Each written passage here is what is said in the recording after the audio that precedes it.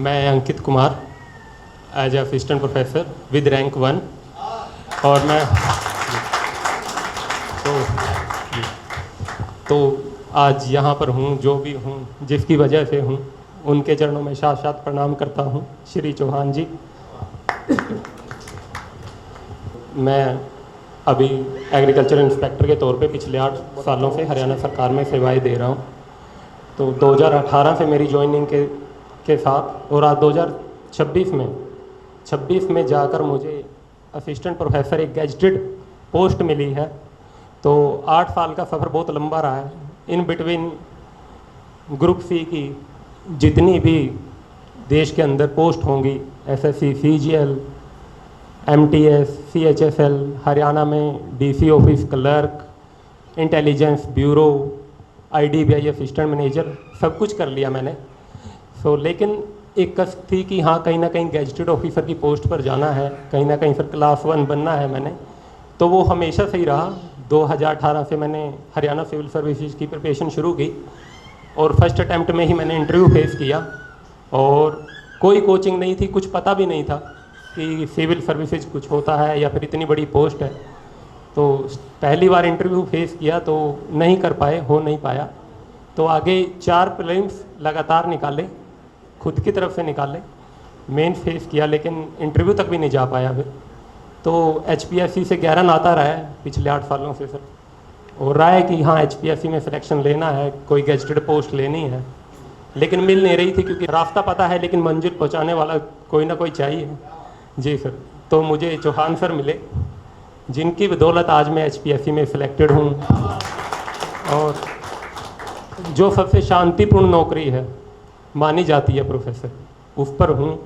और इन्होंने जो मेरे लिए इतना काम किया है, बाकायदा सर पर्सनल अगर कुछ भी डाउट्स रहे हैं तो बाकायदा पहली कॉल पे फ़ोन पिक करना, और इतना सारा कुछ काम होने के बावजूद और कभी भी ऐसा नहीं लगा कि एक आप बड़ी फैकल्टी से बात कर रहे हैं। आज भी हमेशा भाई कहकर बात करते हैं और मैं हमेशा गुरुजी बोलता हूँ, क्योंकि जो नाता है वो रहेगा सर जी। लेकिन जो ये रिस्पेक्ट दे रहे हैं सर, वो कमाल है और इतनी नहीं मिलती।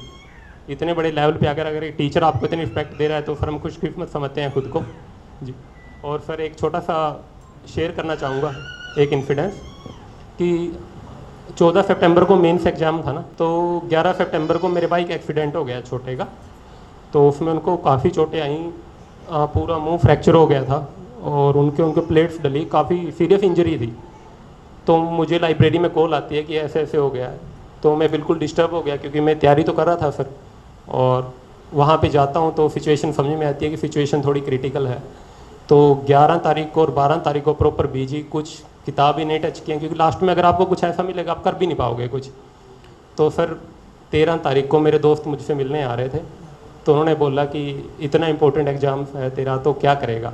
तो मैंने उनको एक ही बात बोली कि सिर्फ एक काम करना, चौहान सर की 2 बुकलेट्स हैं नोट्स की, मेरे लिए वो लेके आना बस। जी सर बिल्कुल।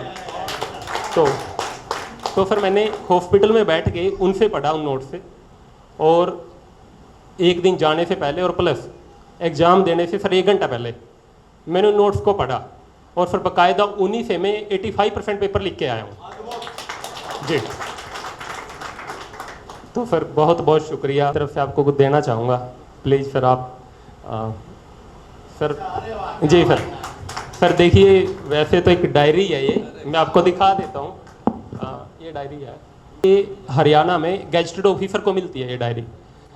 तो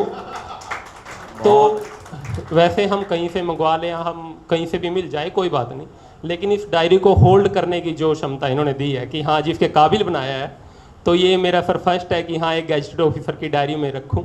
तो मैं वो पहली मेरी डायरी में चौहान सर को देना चाहूँगा सर। क्या बात जी, जिंदाबाद, बहुत अच्छा, ये कमाल है। हरियाणा सरकार लिखा है इस पे, सामान्य डायरी नहीं। जी